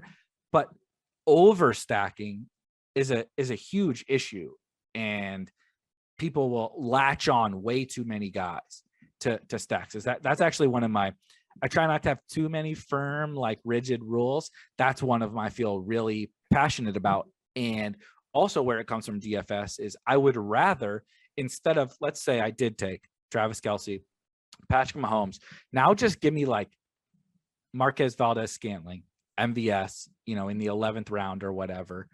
I'm also really big on week 17 game stacks. So, then give me one Bronco, but then like I'm done with that game. I'm done with the Chiefs. Now let's figure out, like you would in DFS, secondary correlations, right? Give me DeAndre Swift and Darnell Mooney. Give me Gabriel Davis and Tyler Boyd or whatever. Give me those. These are all week 17 opponents. Exactly. Okay. Exactly. And week 17 is that's the final, I assume. That's the final, and that's a big deal, particularly this year. Okay. With how big the championship rounds have gotten. Yeah. In on all sites, the championship rounds are crazy. I mean, there's 1,000 people in the DraftKings. So like imagine if you made a live final, right? You qualified for the MLB DK final. I was like, you got there and there was 1,000 people. It's like, that's not like, congrats, you made it. Right. But like, you got to beat a lot of people to make any real money. And that's what we're talking about here. So optimizing around that week is big. And that's where the whole stacking thing comes from, I think. Okay. So it sounds like your number is about 2 wide receivers plus tight ends with your I should have answered. I would say 2 is optimal. All right. I like that answer. I don't know if you know Jordan Vanek, and maybe this question makes more sense to you. So he asked a question, what's your Mount Rushmore of professional athletes for DFS? And he said that his are Darren Waller, Will Mallory, and Chris Hogan. And I was like, maybe this is an inside joke. I can't quite tell if these are just the guys that Jordan Vanek has won with in DFS. Do you have an answer? I assume you saw this question as it came in. Did you have an answer for who's your Mount Rushmore of professional athletes for? Oh, maybe these are guys who have just done really well. Like Darren Waller had his, like, I forget, 13 receptions in a game or something ridiculous like that. So maybe it's just guys who have had huge weeks in DFS. I don't know. Do you have an answer? What's your Mount Rushmore of professional athletes for DFS? Great question. I don't know. I don't think I know Jordan. Sorry, okay. Jordan, if I'm just not remembering your name. But I actually kind of like this question. I'm thinking about it, obviously, in terms of the big wins over the year, over the last 3 to 4 years. Yeah. The first one is for sure Chris Godwin, which is also really funny because that was just my guy. He was one of the first. When I was like breaking into the content space, one of the like, I attached my brand to this dude. I was just like, we talked about draft, draft.com a while back. And I drafted like 50+% of Chris Godwin that year because, that was my stand. That was the guy who was going in the 4th, 5th round that I had ranked, closer to like a 1st round pick. And I was like, whatever, I'm just going to make this stand. And he crushed. I think he was the wide receiver 2 overall that year. He just went absolutely nuts. And then I believe it was that same year, they played the Rams in sometime mid-season in LA. And I stacked that game. This was, I think still to this day, my biggest raw dollar day in DFS. And I stacked that game. And the really funny part is, so that was an afternoon game. And the only early player I had on that team was Marlon Mack against the Raiders. He played the Raiders and he scored 2 fantasy points. Ooh. And so I had Jameis, Godwin. I don't know if I can't remember the exact team, but Jameis, Godwin, Evans, Cooper Kupp, like just loaded up on the Rams Bucks game and some other afternoon guys. And so like, you know, you're just literally basically sweating Marlon Mack. Like, don't suck, dude. Just be okay. And he scored two. This is pre-Jonathan Taylor days. And he scored 2 fantasy points. So like I had buddies over to the house and like we were hanging out, drinking and stuff, watching football. We turned the games off. Cause like, you know, I had 100% Marlon Mack that day and he was on my high stakes teams. And that day there happened to be like a big, whatever, you know, $3,000 contest or something like that. And I had him on both teams. And I'm like, all right, well, you know, maybe I can min cash. That's fine. We were like going to play some video games. We used to play group, like a 2-on-2 NHL on the PS3 back then is what we used to do. So we're drinking and playing hockey, and we get about like partway in, and I mentioned Kyle Spears earlier. Also, you know, he used to be my former boss, but he's also a good friend of mine. And he was just like, he texted me just like Godwin with like a bunch of exclamation points. And it's like the end of the first quarter and Godwin has like 6 catches for 90 yards and 2 touchdowns or something like that. And I'm like, oh shit, maybe I should check my teams. And I go look and I'm in like 10th in the big. I'm like, I have Marlon Mack and like my afternoon guys have barely started and I'm in like 10th place. Wow. You know, because that game was just going nuts and whoever else I had on the team was just smashing. And so I actually finished second in that tournament. I didn't even win it to Utica, but just like that team, you know, won multiple live final seats and wow. You know, I think it was about 300 grand or something like that. Damn. And so that was my biggest like single day win. So Chris Godwin for sure. The other one, and I'll pile off the other Mount Rushmores more quickly after this one. This is going to sound really terrible, but one of my other biggest scores was literally the night that sports shut down from COVID. No way. Yeah. The Rudy Gobert night. When Rudy Gobert go. Yeah. I've lost your audio. I literally just accidentally hit a button on my microphone. That's what I get for fucking around, being an idiot. No physical comedy on this show. Just terrible. Should be better now. But so that night stacked, I believe it was Knicks Hawks. I think they played. Trae Young goes nuts. John Collins is going nuts. Randall, maybe Barrett or Alfred Payton, something like that. And so like I have a stack. I'm in first in like multiple the 1,500, the $500 tournament, whatever. I'm winning all of them. And then it was a Boban night. Yeah.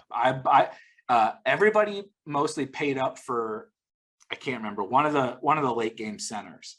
And I played Boban and Tony Bradley because we started to get the Rudy Gobert stuff coming out. And it was peak COVID. And Boban went for like 60, like literally like 60 fantasy points. And so the Hawks game goes to overtime. I'm sitting perfectly. But there's still 2 late games, one of them being the Jazz, actually, with Tony Bradley, and then the Pelicans, somebody. And if those games had played, I probably would have finished like 5th or 6th in like most of the bigger tournaments. But obviously, Rudy Gobert got COVID, and those games got canceled.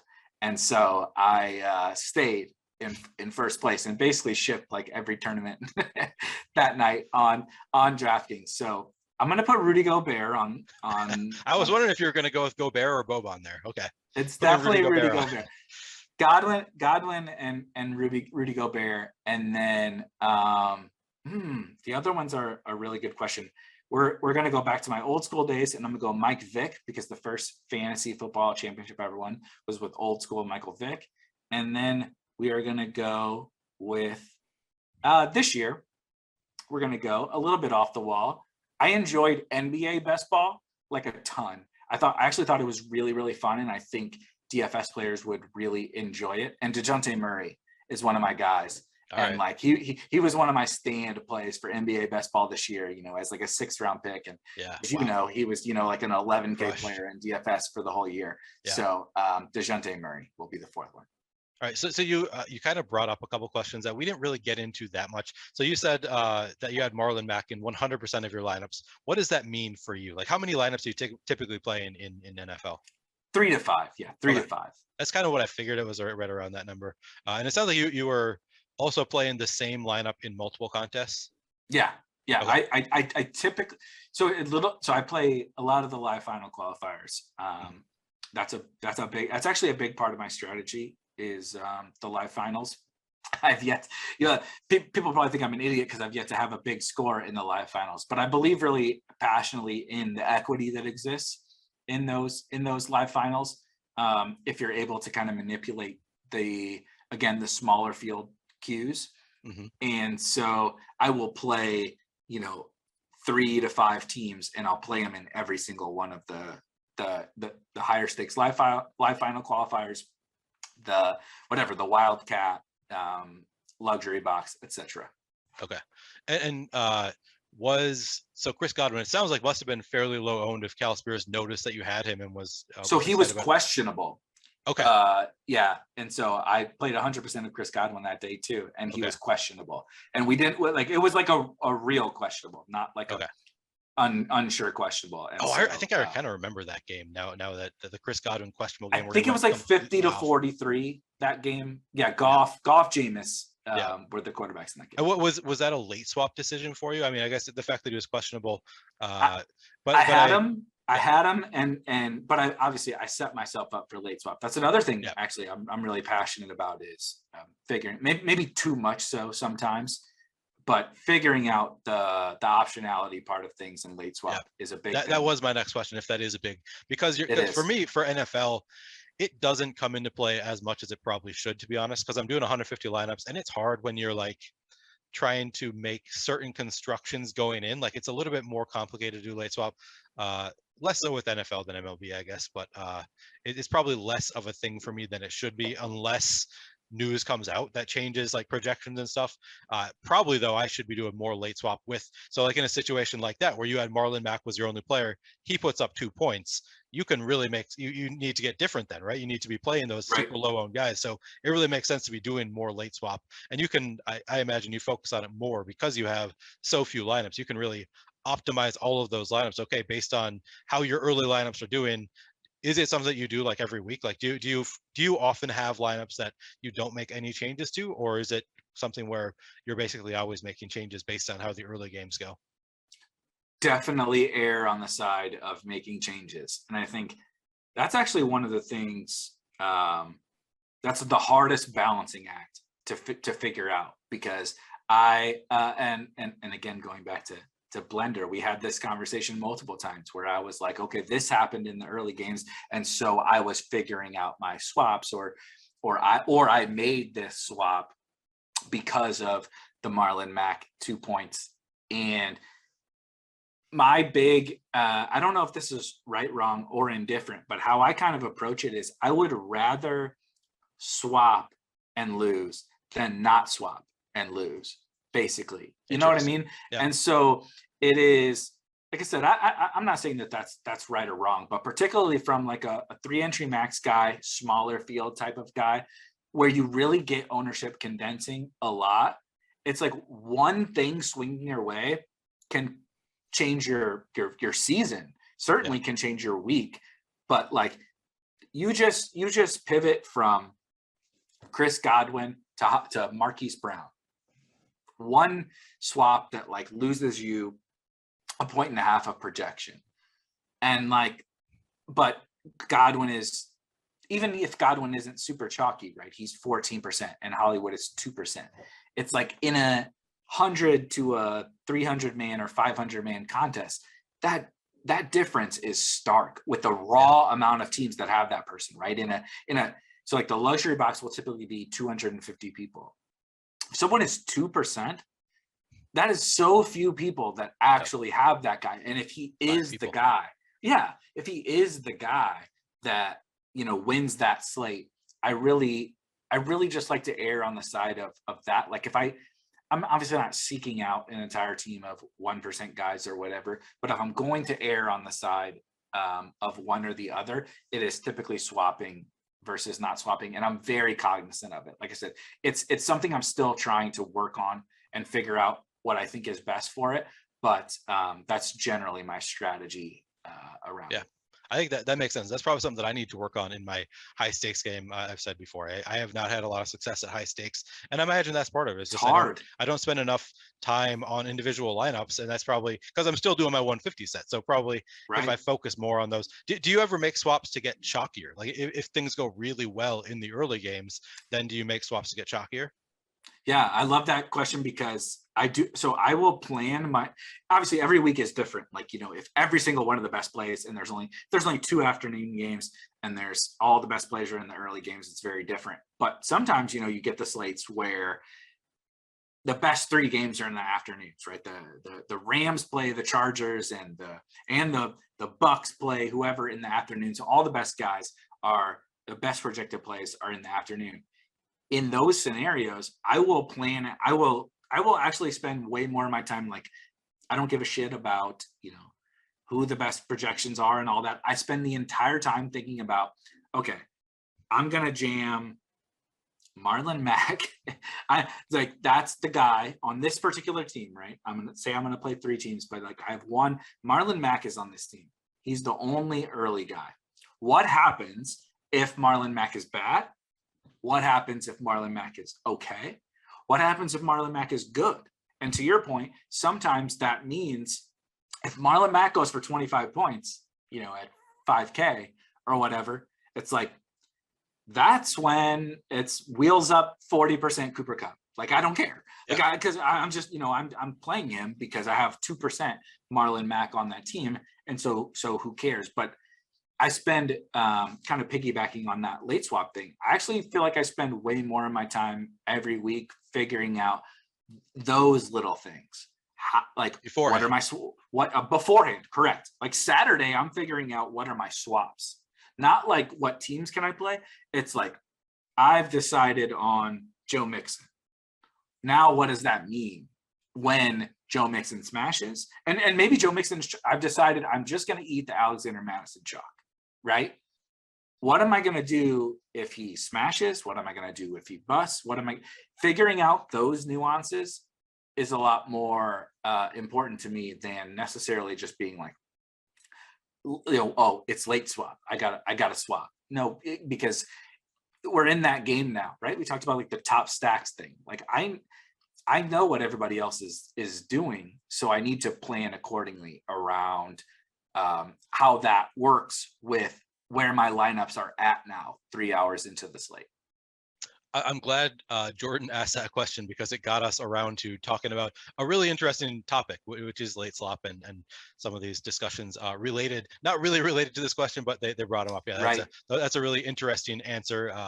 Very fascinating topic. And Jordan, the reason I thought you might know Jordan, by the way, is because he actually does football content for Awesemo and I think a few other sites. Really, really great football content guy. So that's the reason I thought maybe that he was another one of these like former employees of yours, although I think he's a little bit younger. All right. Well, shout out Jordan. Shout out Jordan Vanek. All right. Moving on, we've got a few more questions. The next one comes from Nerdy Tenor, who asks, given that best ball is relatively new, how much does historical data inform your process? Oh man, this is he's trying to trigger me with this question because I'm fairly well known for the fact that in the best ball space, and I appreciate every single person that is trying to put in good analysis and stuff. But there's 2 things. One, it has not existed. Best ball in its current state has not existed basically ever. We've literally never had contests this big. We've never had people this smart. We've never had this much content. We've never had projections this good. Again, comparing it to DFS, you can't compare 5 years ago. For anybody that doesn't know, like MFL 10s were a thing. Were a best, like you could just join a 10 or 12 man league. You put $10 in, and you just, like, if you win that league, you win $100. That was like the very original best ball was that. And people will like source that data to like try to drive decision making now. And I'm like, it's just not comparable. And then the other thing is kind of what we talked about earlier, that it's so hard to draw conclusions from a single slate, basically, which is really what this is. Yeah. Some people will disagree, and that's totally fine. But like, one season is one slate, and like literally one player injury can change the entire data set that comes into, like that we're trying to draw conclusions from. So Derrick Henry is a perfect example of last year. Derrick Henry was destroying last year. If you didn't, which I didn't. You drafted his backup. Yeah, exactly. The rookie backup. I was a Darrington Evans bro. Yeah. Last year, that was my brand play. And you got me on him. Thanks a lot, Eric. Yeah, you're welcome. You got 0 snaps for the entire season. I hope you enjoyed it. That preseason, listen, the very first touch he had of the entire preseason, he went for like 20 yards, and that was really fun. I enjoyed that. It didn't win me any money, but it was really fun. Derrick Henry was crushing. And if you did not draft him last year, in week 9, you were like, oh boy, this is really bad. But guess what? Derrick Henry got hurt. So that changes the sample, and binary outcomes change all of these samples in NFL best ball, right? Player gets hurt or player doesn't get hurt. Christian McCaffrey gets hurt or doesn't get hurt. Yep. Jamar Chase puts up 50 fantasy points in the championship week, or he doesn't put up, or he puts up 15. That drives all of the results. And it's such a tiny micro sample that we can't draw enough from it to really make decisions. What we can draw from in a peer-to-peer, similar to DFS, in a peer-to-peer game, what are our opponents doing? How are our opponents drafting teams? Yep. Those kinds of things are what we can draw from. So that's what I always try to hammer home. Do you have access to all of that data? Like, can you see all of the teams that were drafted last year? Yeah. On Underdog and Drafters. DraftKings, no. Yeah. The undersides. Yeah, I thought that was the case. I didn't remember for sure if that does that helps. I'm sure. Yeah. All right. I mean, for somebody like you who's trying to do content related to it and really trying to get into the nitty gritty, it'd be hard to do without being able to see all of the historical teams. So yeah, that's pretty awesome. All right. Corey Brown asks, is Eric able to use his influencer status to create a decent sized best ball tournament with ADP turned off? No. Well, no. Shake of your head. No is clearly the answer. Influencer status, we are very, very far away from that. I mean, in the best ball space, I'd say you're one of the bigger influencers. I appreciate. I would equate that to when you called me a shark, I think, and I was like, I'm definitely not a shark, and that's the same thing I feel about someone saying that I'm an influencer. I'm very far from that. I appreciate the sentiment, but I love that thought though. That there's been some comments around that like if the sites didn't put ADP in there, they get wild, and just like a player list, you want to talk about skill? You would draw out a lot more skill if you actually had to like that'd be fascinating. Yeah, because a casual couldn't just come in and draft a good team. They kind of can right now when it's just drafted off of ADP. So, they still don't a lot of the time on DraftKings at least. But it can only get so bad. Yeah.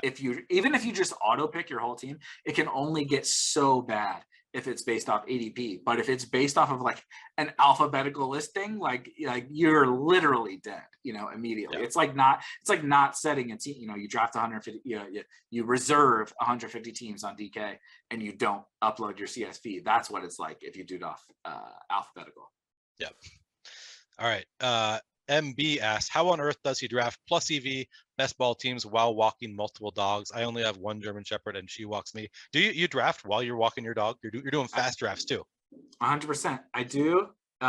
This is a great question.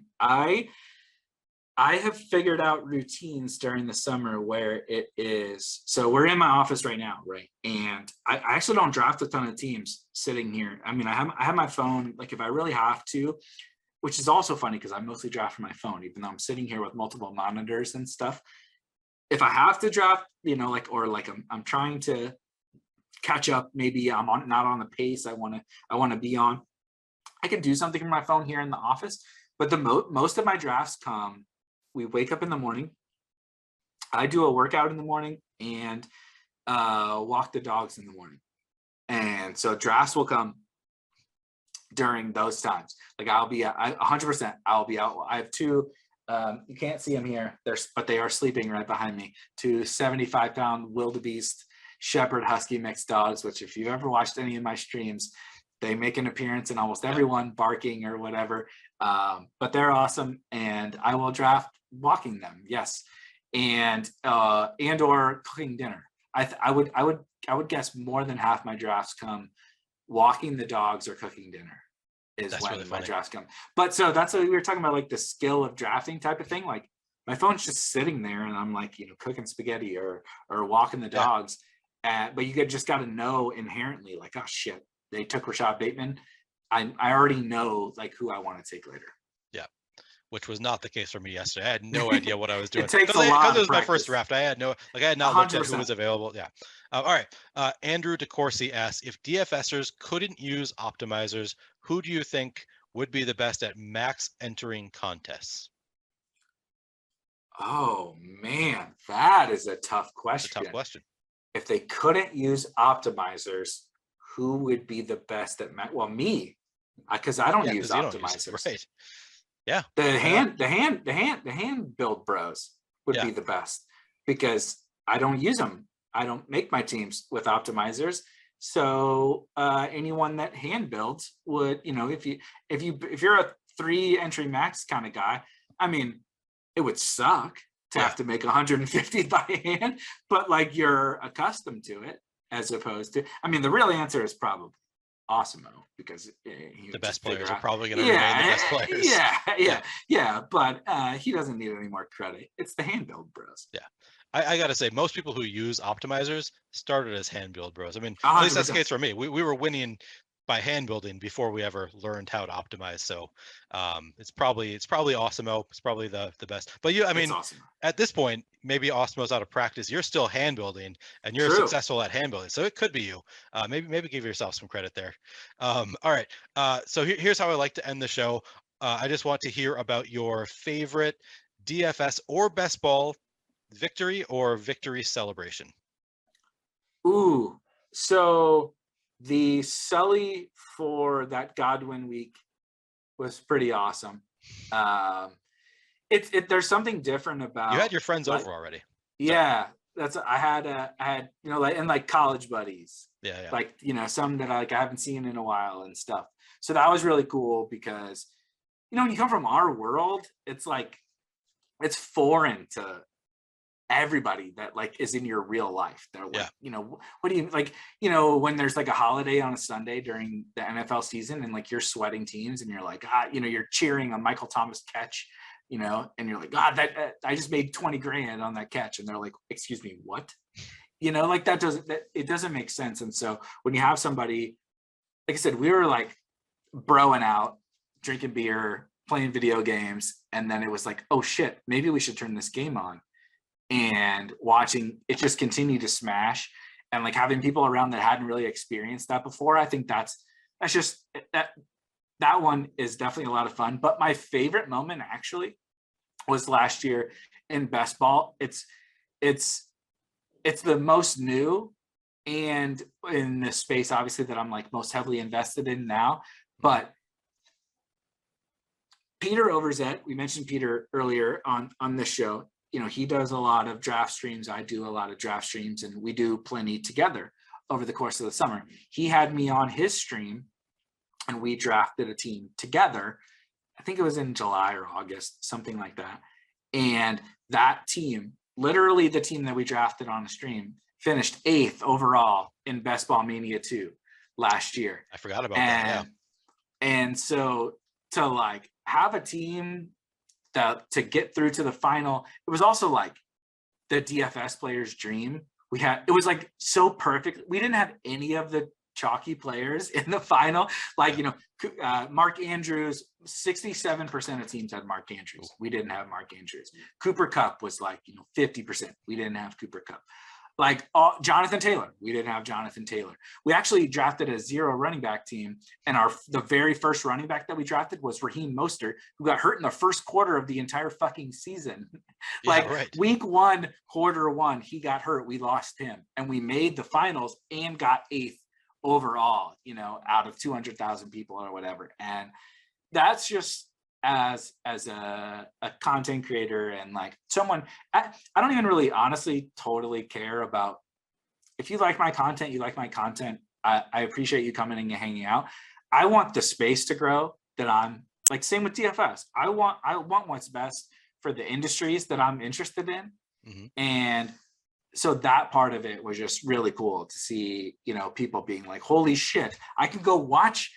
I can go. It's like if the team, when you won $1 million, if somebody had a camera on you, I know you weren't hand building it, but like if you were, and you were like talking through how you built it, and it was on YouTube, and people could go watch it. That's incredible, and that's what happened for Peter and I, and so that was like a really cool experience. Like it was worth $12,000 or something like that. Like it's not a big deal, but it was just a really cool. Yeah, we were live. We were live to win. The fucking Cowboys. It's always a goddamn Texas team that ruins it.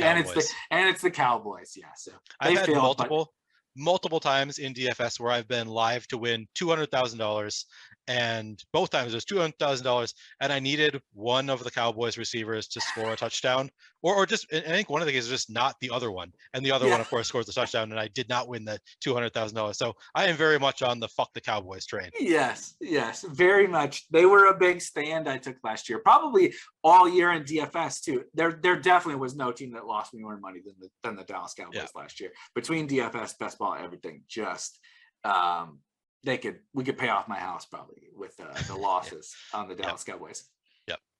I believe Chess Liam just recently posted the video of that stream of you guys drafting, of course with his team showing up at the top of the screenshot. So it is still available if you want to go watch Erik and Pete Overzet drafting a team that ended up 8th in the best ball millie out of 200,000 teams. You can find that on YouTube. Erik, where else can people find you? You're on Twitter at Erik Beimfohr, spikeweek.com. Anywhere else that people should try and find you? Yeah, definitely mostly Twitter. I'm shit posting 24 hours a day, talking about never drafting running backs, being an idiot on Twitter. So don't take me serious.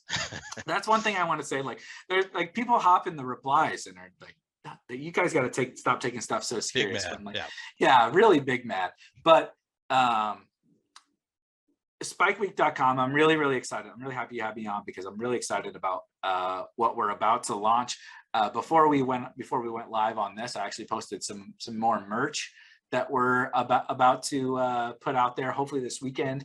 And we're launching some of these tools we talked a little bit about earlier, ways to track your exposure, ways to track your stacks, and across all sites, including DraftKings, including drafters. And then we're working on some more tools in terms of the sweat type of thing. So I'm just really excited and really proud of what everybody's building at Spike Week. So go check that out, spikeweek.com. And we have a free, 100% free Discord. So if you're into the best ball space, maybe you did a draft and you want to get some feedback, like Neil did a draft that was fucking terrible, and he wanted to get some get some feedback, like where could he have improved. We got all that covered for you in the Discord. So those are my couple of recommendations. All right, right on. Well, thank you to Erik Beimfohr for joining me on episode 15 of High Stakes. Thanks to Mike Lawrence for producing as always. And thank you for watching. You'll be able to find episode 16 of High Stakes next week on the Awesemo YouTube channel or wherever podcasts live.